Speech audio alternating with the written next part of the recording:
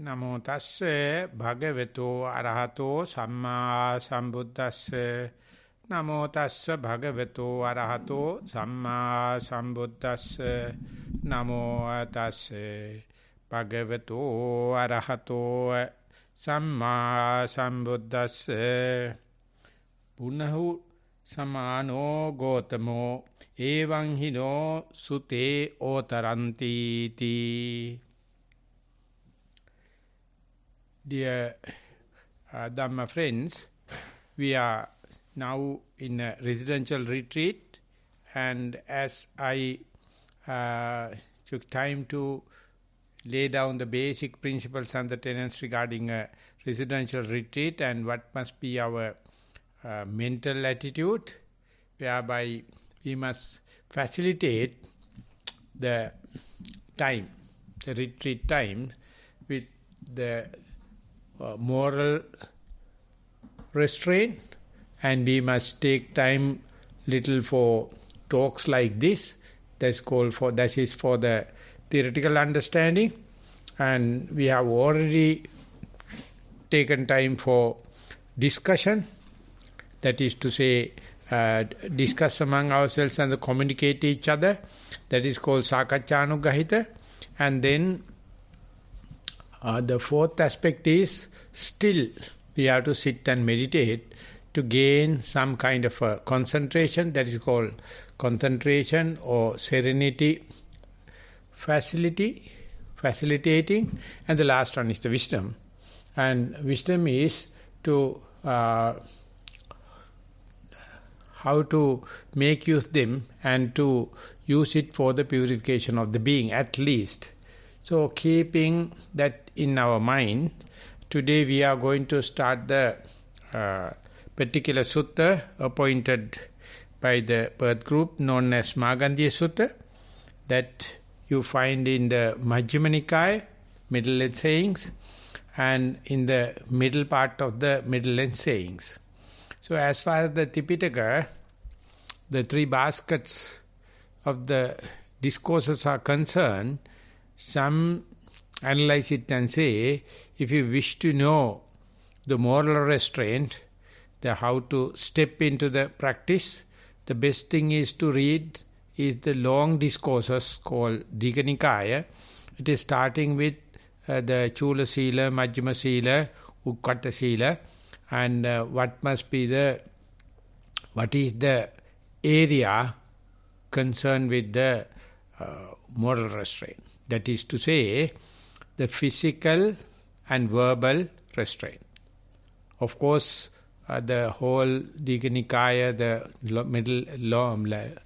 the long discourses carrying a lot of information, but it is more specialized in the morality.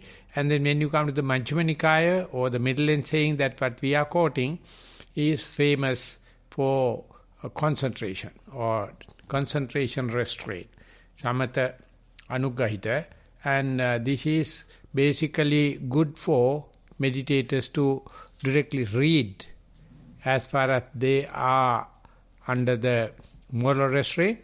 They can keep on, because one sutta or one discourse is carrying number of episodes for the gradual development, and direct discourses or sermons directly from the Buddha, direct from the teacher.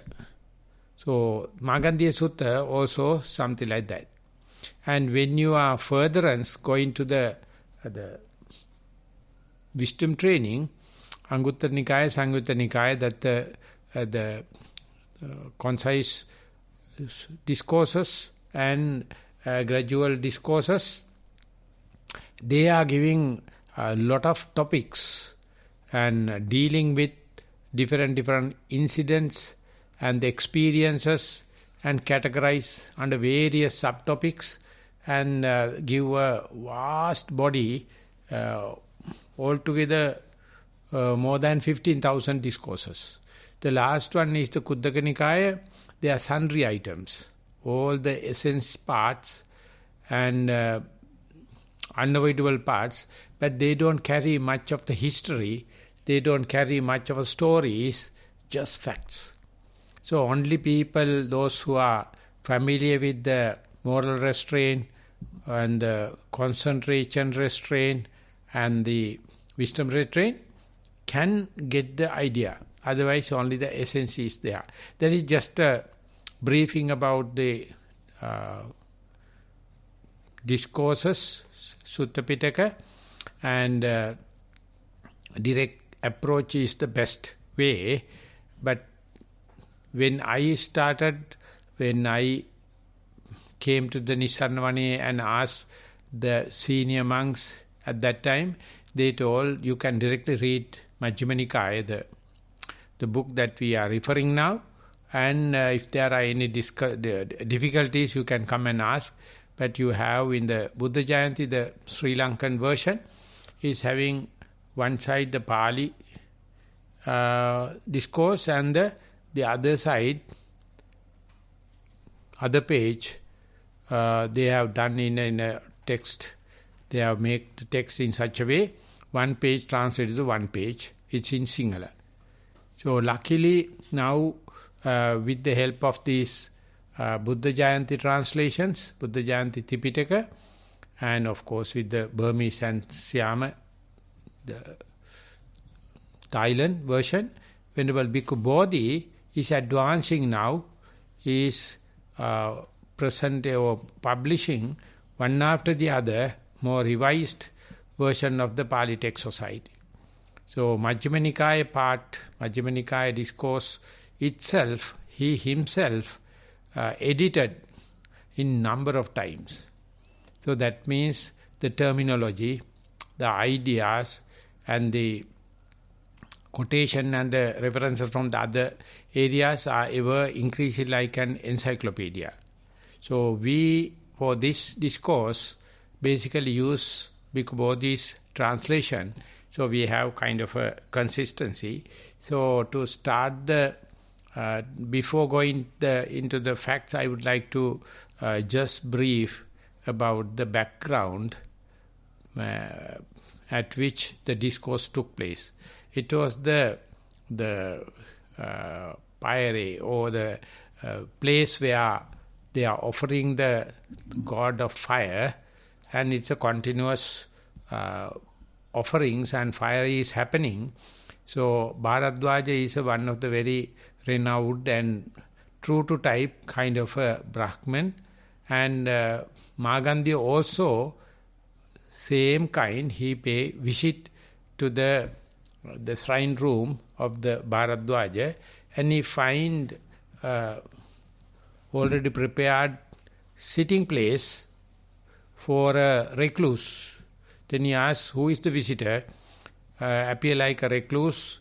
Who is your visitor? Then Bharadwaja give a very positive, very invitive introduction about the Buddha. Says this place is now presently occupied by the Buddha. Then he is very renowned and he is having this kind of 9 epithets and all the qualities, and he has gone for the alms rounds. And then the Magandiya is making a very kind of a sarcastic or kind of a critical Bunasi Samano Gotamo, Bunahu Samano Gotamo. He is the man that he is against that, he's a destroyer of growth. He don't like the development. He don't like the growth. He don't like the development rather.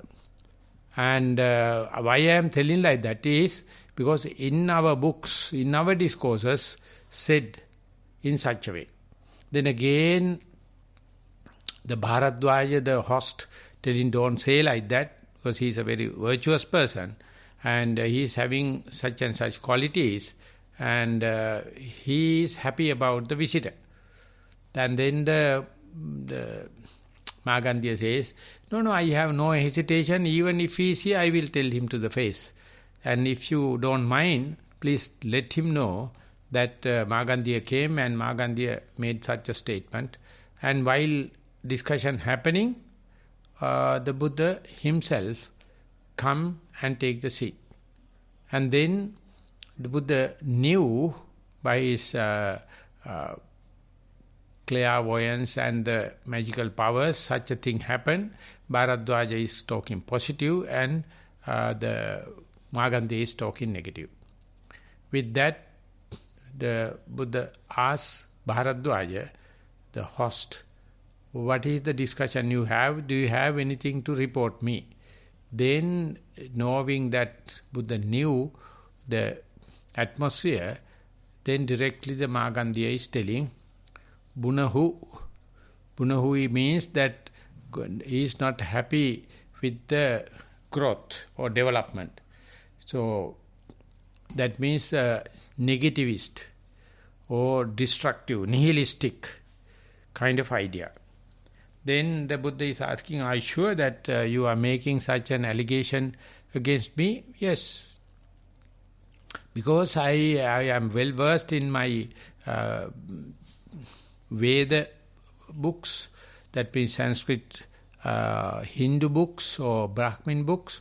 They says these kind of the teachers, they are not social in the sense, they are not for productivity, they are not for the growth, they are destructive, they are nihilistic, they are backward kind of people.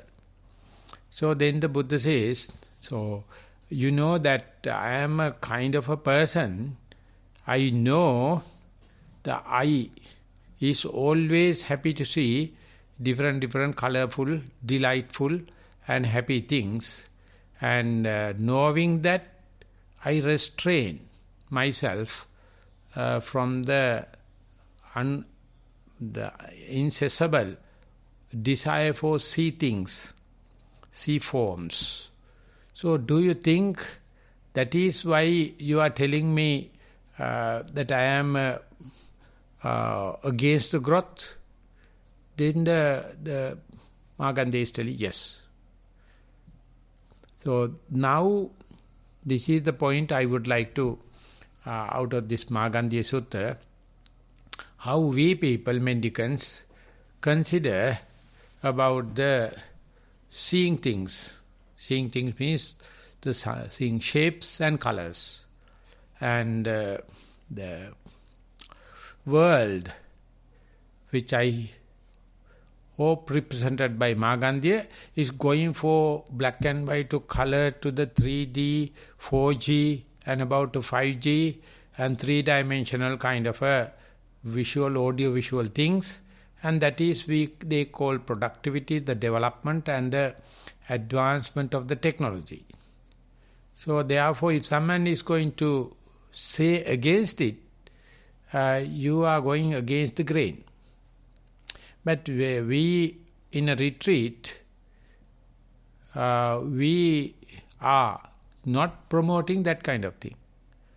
We don't have televisions. We don't have magic shows. We don't have acrobats. So we are restrained. We are about to restrain and we are trying, but we can't because our images at home is ever coming whenever we close our eyes. For example, in sitting meditation, when you come and sit on your cushion or in your meditation bench or a chair, and it is like opening a TV light. Visual objects are happening throughout. And if you happen to do walking meditation outdoor, and you may keep the distance about 2 meters and try to cast down your sight and try to walk, but the eye is not happy. It's always try to go into and catch the strange kind of birds in Perth, strange kind of plants, strange kind of other creatures, all the kind of thing. And when that happens, And if you think that trip to Perth or trip to the Jhana Grove is to like a bird watching or botanical kind of exploration, and if you consider that as a production or productivity or scientific or other technology, and that's your purpose, definitely you have to promote looking this and that and getting notes and the photos and zoom in and zoom out. So therefore, majority of people go to Perth, not to the Jhana Grove, not to the meditation hall. They may be going for the sightseeing. And for them, if someone says, restrain your eye and don't look at shapes and don't look at colors, definitely you're mad. So therefore, what the Magandiya is telling is the way the world is running. But what is the difference between the yogi or the practitioner and what is the other parties going for the sightseeing? So are we aware of it? Are we verifying that point? Are we claimed to be mindful people? If that is the case, are we taking Magandiya side, claiming that restraint means against the productivity, or taking the Buddha side, whatever it may be, can you make witness, can you verify it? So that is what we are discussing in our question and answer session. Even though we have promised to be mindful, even though we have claimed or acclaimed object for each and every posture, and how the mind is wandering, and how it become bewildered, and even though we have idea to keep it in a restrained way, how difficult. So are we appreciating Magandiya in an involuntary way? Or are we denying the Buddha in that involuntary way? Or is there someone having that agenda to pull our mental eye or physical eye from the particular promised object? So, if you ask individuals from this question, from the question in such a way, are you sure when you are sitting, what must be your primary object? I hope many will raise hand and say, yes, yes, yes. If it is not so, it is my mistake, because we have not given the proper instructions. I hope by now everyone knows at least when you sit for mindful sitting, this is my primary object. If it is not so, please, please, please, make that sure. To make the task little complicated and make the task little responsible and make the task very difficult, I would say when you are walking, you must know where to focus your attention. What must be your focal point? What is your pivotal point? If it is not so, don't hesitate. Don't hesitate. Please ask. Please make it sure. Just like finding the assembly ground before going into the complex, and you must know in an unlikely situation, if a fire going to happen, what is the assembly point? And it's a must, specifically in the Perth area. Last time when we were there, when we were in the Sydney, Brisbane, it's full of smoke. And they are not happy that we are going to have a camp in the Sydney with children, 70 children from interprovincial. They are not happy to give us a chance because the fire danger. So therefore, definitely you must know the assembly ground. So if you are hiring out a place without giving the familiarization talk and the introduction, illegal. Of course, in Sri Lanka it is not much serious because of the climate and the cool nature, and there is no fire hazards. But if you do not know, that means that you don't have basic facilities. You are not facilitating. You are not facilitating meditation. You must restrain with your morality. You must have basic instructions or Dhamma talk like this, or you must have session of question and answer session, and you have to ask directly, when I am sitting, this is the point I am focusing, am I correct? And when I am walking, this is my focal point. Is it tally with your teaching, Bhante? And furtherance, situation will be more complicated. When you are brushing your teeth, when you are eating, when you are bathing, when you are stretching your arm and the closing, bending your arm, looking forward, looking backward, each and every time, the compassion of the Buddha, even in the toilet, for the first and the second job, where must be your attention? So if that is not there, never too late, you have to ask.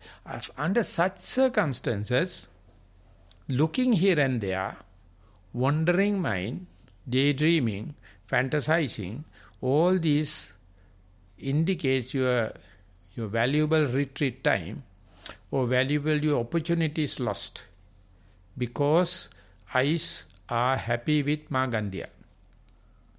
This is the productivity means, the development means, or the creativity means looking at different shapes and the different colors.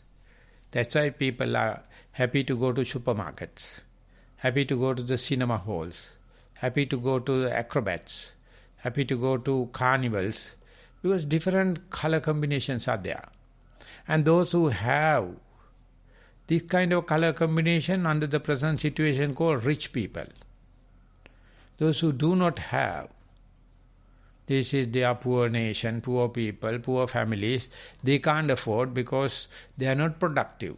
They are not positive. They are not advanced in the society. So we have to understand the Magandiya is not just telling out of blues, and he says this is written in the scripts. So when we, or when I consider myself looking here and there and seeing different shapes and the colors, am I responsible for that? Even though I have a set, even though I have appointed object, how come that? So now what is the task of the Buddha?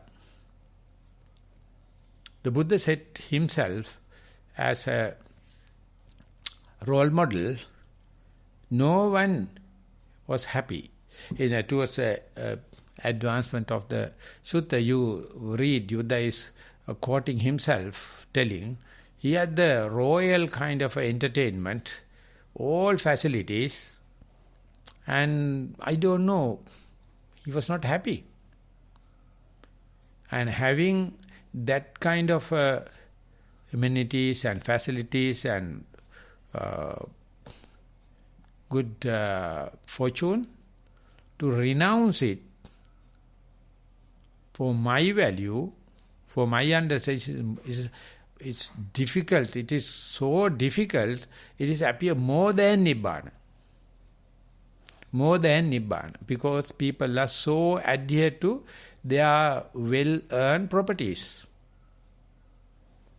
So instead, give them up, and then go as a recluse and restrain himself not to have that kind of looking at things, looking at visual things is a kind of a phenomena.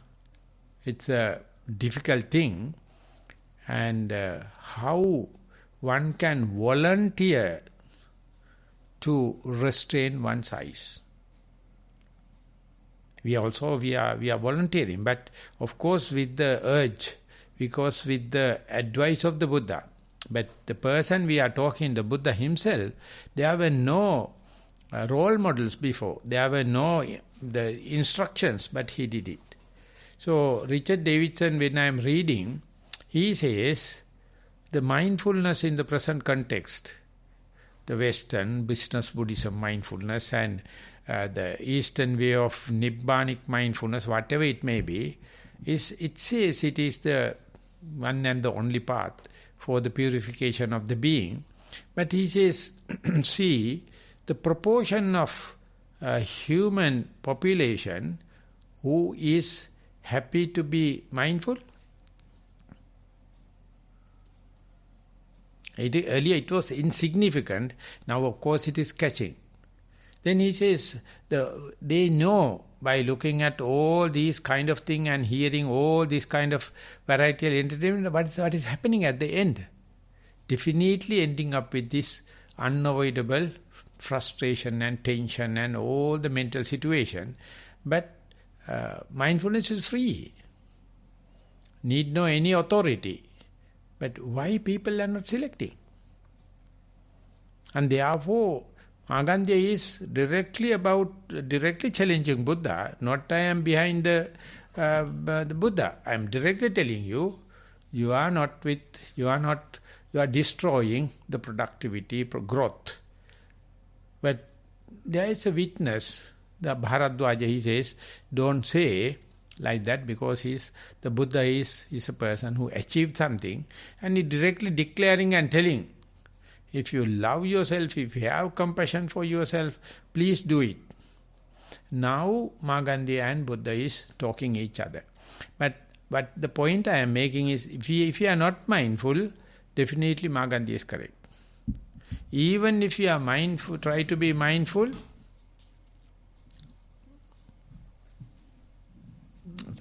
Even if you try to be mindful, if you are a failure, that means if you do not know what is the object at which you must seek refuge in each and every moment in your life, then still the Magandiya is correct.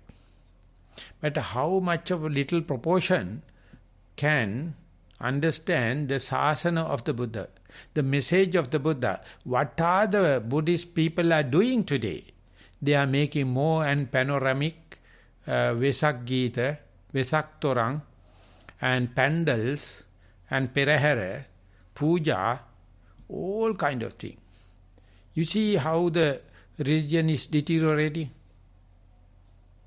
Max Weber, he explained 4 stages how the religions are destroying from the founder to the against the chronology, against the time. He says nothing but the gain, fame and all the kind of posh things. So we are witnessing that with so much of disadvantages, so much of the negative examples, and still they are following the same, just like grasshopper rotating around the open flame.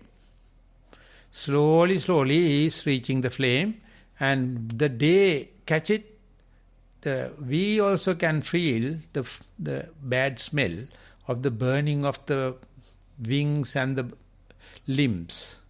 But even with the left wings and the limbs, it is following the same flame. Our generation is exactly same grasshoppers. And they are circling, coming to the shorter life cycles. And whenever they say fire, the commentator is giving a commentary, says they consider this as gold. And reaching, burning, still doing the same.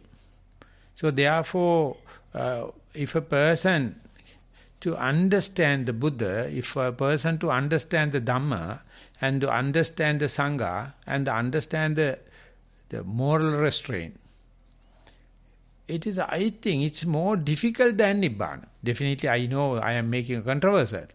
More difficult. So even we people in house, in this game must have reminding again and again. One split second of mindfulness is giving the universal answer. One split second of mindfulness going to give the universal answer. We are one man army. We can't go hand in hand. We can't claim he is responsible, who is responsible, what is responsible. Nonsense. You have to understand, are we to go into the majority and get completely washed off by their trends, or take a stand and go into the minority rather, and to appoint assembly ground, and to appoint safe haven, and understand how difficult, once you appointed your primary object, how difficult to restrain the I. And the story is going for all the 6 organs. As the formal discourse is advancing, the Buddha says they are like 6 beasts, chappanaka. And a bird, a crocodile, a jackal, a fox, and a dog, the serpent, monkey. They have different inhabitants, they have different foods, and they are bind into a rope, and all the ropes are tightened. So when the I is taking the advantage, all the other creatures has to just follow to satisfy the I. When the I is taking delight and taking eye-catching thing, ear has no saying. The nose, the tongue, the body and the mind, every becomes slave. And they are going to the abnormal domain, they have no saying. I is the very strong and is catching and taking everything.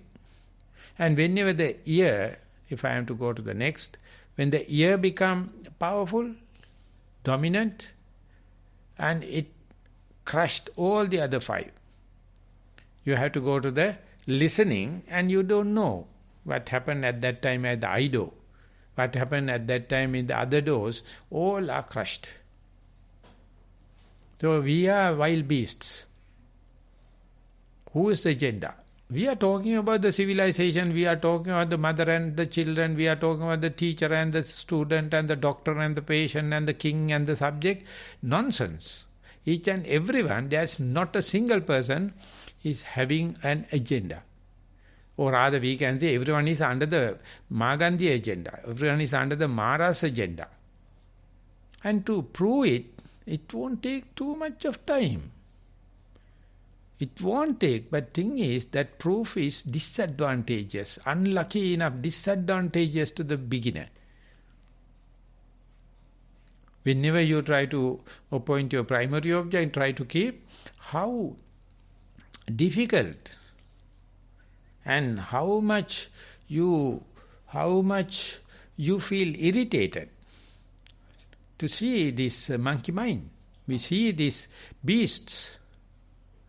So the Buddha, taking that Chappanaka Sutta, the example, he says, what about all the animals are tied with the rope, but all the ropes are fixed into a one peg.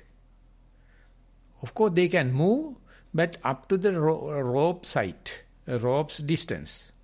So the Buddha says, the peg is your body. When the I is become nonsense and becoming bewildered and taking upper hand, here is the nose, tongue, body and the mind. If you can be here and now, if you can get hooked up with your body posture, universal answer.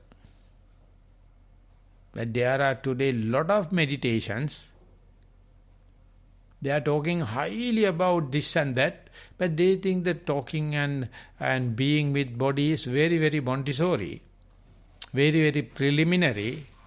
So that is only for the beginners. We are very advanced. We are doing this and that and this and that. Because they have varietal entertainment, and ultimately they are giving more food, more fertilizer to eye. More food and more fertilizer to the ear, nose, tongue, the body and the mind. So it's still under the racket of the mind. But the Buddha, giving the kaya anupassana, that means taking the body as the anchorage, and definitely it's a failure, definitely it's a disappointing kind of experience, never mind, but at the beginning appear like disappointing, but not at the end. But, even though it's a success story, but you must listen to Dhamma talk again and again while you are practicing. You must share it with others again and again, because mind is wandering. Yesterday my meditation was so good. Very light and light experience and vibration, and I am so adhered with the primary object. Today, it's a completely bewildered, completely scattered. So you feel like the get up and go, give up. But if you can talk, if you can share, if you can report in the exactly what it happens, and if you are disclaiming this behavior and just writing it as a observer, neutral observer, it is nothing but pure Dhamma. This is the way the mind. This is the way the mind is happening. And you can understand, imagine if you are not mindful. If you are, imagine there is no Buddha. Imagine there is no Dhamma and Sangha. Or discipline as such. I am not subject to discipline, telling that it is a self-appointed open prison camp. Why should I go to the restraint? Think about your family members. Think about your children. Think about your teachers. Think about your religious masters. Think about all the other co-workers. They will be sarcastically looking at you, telling that you go and sit and just observe as if something negative. Why can't you go and have fun in the go-go show? Of course, with the social distance, now the situation is little advantageous to the meditators. So therefore, soon you appoint your primary object, soon you appoint your assembly ground, soon you appoint your pivotal point, soon you appoint your benchmark, your tension increase, your frustration increase, your disappointment increase. So, in a question and answer, if someone is directly, if someone is honestly, if someone is sincerely reporting, by discussion and by reasoning out, they can say, whenever mindfulness sets in, whenever mindfulness intact, you are irritated. You are with self-accusation. You always find fault with others. And you expect everything must work in a work to rule kind of a work to the letter. That is called pedantic. So therefore, all meditators are in such a agitation that is called dharata and parilaha, according to the Buddha. Because soon you put your attention to the body, body becomes such a nest of pain, such a nest of uncomfortability and irritation. So you claim this as my irritation, my uncomfortability, my finding fault with myself, and also you attribute to the someone. So this part, how to handle this, how to talk with this, how to share with this, how to interpret, and you can't expect from the academic people. Never that is the subject for the academic. Never by reading the Majjhima Nikaya books you can sort it out. These things are not in the book. We ourselves, those who are sacrificing and doing this lifelong experimenting, That's called noble quest. Talk each other. And then help each other. And that is the way we become a mindful family. We become the blood-related people with the diligence. And we have a lot of things to share. Usually you don't get that in the God believers. They have nothing verified. They are only based upon the belief. We are also based upon the belief, of course. We are believe in the Buddha. We are believe in the Dhamma and Sangha. And we are practicing Sila. But it's split second by split second. We can understand how much mind is going for the growth. Mind is going for the development. Mind is thinking about the creativity and the how to become socialized. I feel so sorry about your children. I feel so sorry about your children because you are misleading them. I can claim because I don't have children. And I have no hope also. But more than you, I am handling so much of children under the Satipasala, and we can understand if you are directly and shortly and short to the point if you explain, children are much better in absorbing this idea than elderly people. So recently I made a trip to Dambana, whereby the Aboriginals or Vedda, Adivasin available, and before going, since others knew that I am going to go, Venerable Chandaratana gave me an article where the chieftain made about I think about 8 years ago, and he has written directly. We have to tell elders are hopeless. We have a hope for the children. We have to directly tell children we are a bloody idiot group, the elders. And if you can directly tell, the children may understand. Because they are fresh. Their mind, the neuroplasticity, amenability is much. Then I met him, I told that you have written and this thing, would you mind to accept mindful school as a remedy for that? That is why he told, I collected the whole village, today 200 children, parents and everything. I spent whole day, so this must be the idea. So he signed with a small note telling, I really appreciate this mindfulness. And everyone asks, does he mindful, does he know mindfulness? Leave it aside, but he's a real leader. He can understand what is happening to the second generation, third generation. He hates development. But categorically he mentioned, Divunu gena katha karanawata mata kenti yanawa. So now the Magandiya says Buddha is a destroyer of growth. Bunasi. Bunahu. So it's a very complicated term.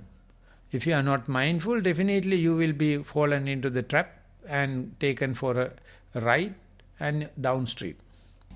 But if you are mindful, immediately you start, the restrictions start, friction start, self-accusation start. So if there are no co-practitioners, where are we? And if you are not believing co-practitioners, where are we? We have to depend on the Holy Script. We have to depend on the secret documents. No. Secret documents, secret, yes. But you have your own direct experience. So therefore, to understand, you have to restrain yourself. So, restrainment of I is not under Sila. Please understand. That comes when you are going furtherance to the concentration training and the wisdom training. So when you are observing 8 precepts and according to the traditional way, no problem, you can look at everything and kind of thing. But here the 8 precept is meant directly as the basics for the retreat.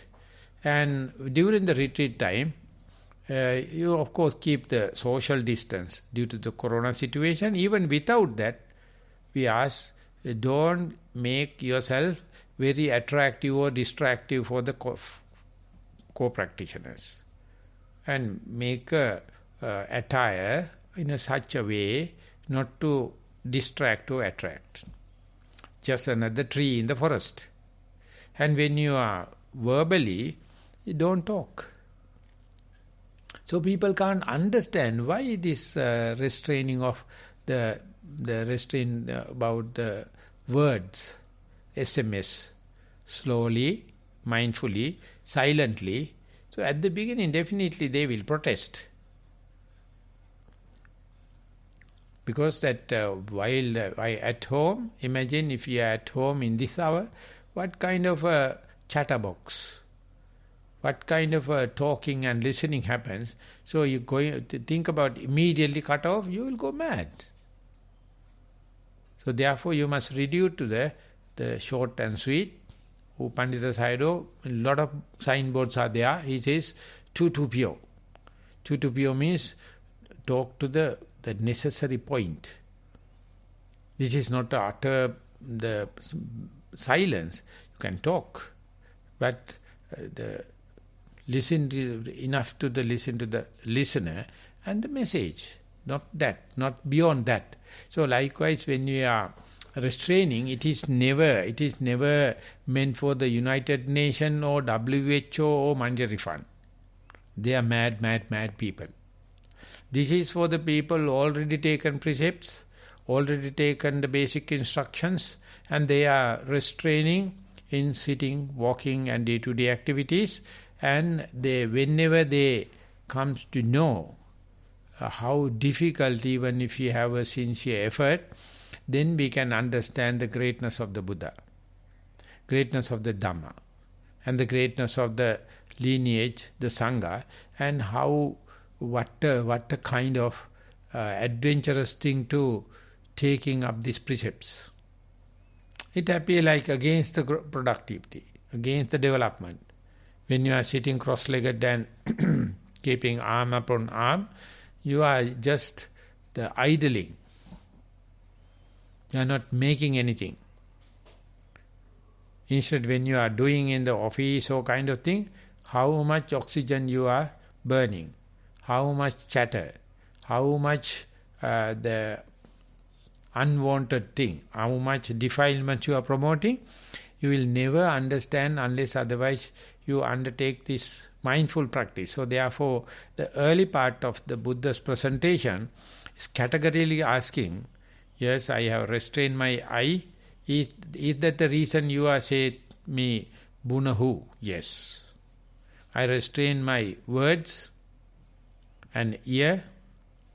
Is that the reason you are accusing me as the destroyer of growth? Yes. And I restrain my nose, the tongue, the body and the mind. So therefore, I am a destroyer of growth. So this part, to understand this part, you have to wait till you advance to the point you may claim while sitting, I can see 10, 20, 30 in-breath and out-breaths, or rising and falling predictably. Then you have to understand, then you can say, I am sure after this in-breath, out-breath is happening. You can predict, yes, my mind will not wander off. And then after that, in-breath happens. Like when it is happening, it is like a railway, engine is on the railway track, it only can go forward and backward, no bending. Like when that happens, you can understand that how much training you need, how much of restraint you need to claim that kind of thing. When you are walking, if you can maintain that, I can walk one whole stretch without wandering. It's a kind of It's a kind of a personality, it's a kind of a restraint, it's a kind of a immunity. But even when you are turning, at the end, you become vulnerable. And even if you have a successful sitting, when you get up, definitely you are vulnerable. So now, once you come up to that kind of a one posture, continuity with mindfulness, then you have another challenge. How is the mindfulness at the posture junctions? From sitting to stand, walking and turning. And when that happens, again the mind becomes vulnerable. So therefore, the samatha people, those who are happy with samatha, they are not happy to change the posture. They keep on practicing because that keeping the mind with one object is giving kind of a spiritual gain, contentment. They do not know how to handle it. And whenever the posture changes happen, whenever the posture changes happening, are we to maintain the mindfulness? They usually are not happy with that challenge. But in insight meditation, we accept this as a norm. We accept this is the way of life. So therefore, soon you become familiar with the one particular object for a certain amount of time. Then you have to be aware how to maintain the mindfulness in the posture junctions. And then when you are furtherance, when you go there, you can understand not the posture junctions. How is the mindfulness between two objects? From mindfulness on the in-breath and out-breath to a sound. From in-breath, out-breath to the thought. From in-breath and out-breath to pain. Definitely you have to met up with that. So now even the children, they can say, when I am in face-to-face with the breath, I know I am with the breath. While I am observing the breath, I can hear noises. While I am observing the breath, I can see mental images. While I am walking, I can see images. But my breath, mindfulness with the breath or mindfulness with the walking is intact. This is this very adventurous kind of a reporting, and definitely, of course, you would have experienced it, but hardly you may report it, telling it is negative. And sometimes, when you are advancing further, definitely you are walking, but you are completely forgotten about your movements of the leg, but you are seeing. You are completely carried away by a visual objects. And still you can be aware, in the common jargon, because I am not mindful. I am not mindful. So that is also quite an advanced state, because you know something wrong somewhere. And that also well accepted. It's a very technical kind of a, scientific kind of a reporting. You know unmindfulness. That is happening after you install mindfulness. You cannot start with unmindfulness. But you can note unmindfulness. And the last and the most critical part is, while you know you are unmindful, can you look at your primary object? Can you look at your walking mood? Or in sitting, that I am sitting, I am not walking? It's amazing. It's amazing when you come up to that level, you see, even though you are thinking, even though you are carried away by the pain, breath is calming down. Walking is happening automatically. Don't think it is losing the gain, losing the control. It is a kind of a thing we are endowed with. We humans are endowed with. Even the distracting thing is there, still we can say, yes, I am looking from the distraction point of view. But I focus my attention to the body, the posture, or the primary object. And the primary object is meditating. When such a thing happens, only you can say, you can isolate yourself and practice. Even without interviews, even without any instruction, you can go. Because all these four conditions, only pure primary object is distraction of secondary object, and pure secondary object,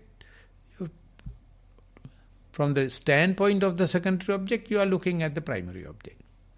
When all the four happens, and happening is one thing, you must have the communication straightened, directly reporting. There are no other combinations as far as the beginner is concerned. So when such a thing happens, you know the visual objects loses its ground. It loses its grip. It becomes less inflictive. Because your mindfulness is such a taking the advantage and taking the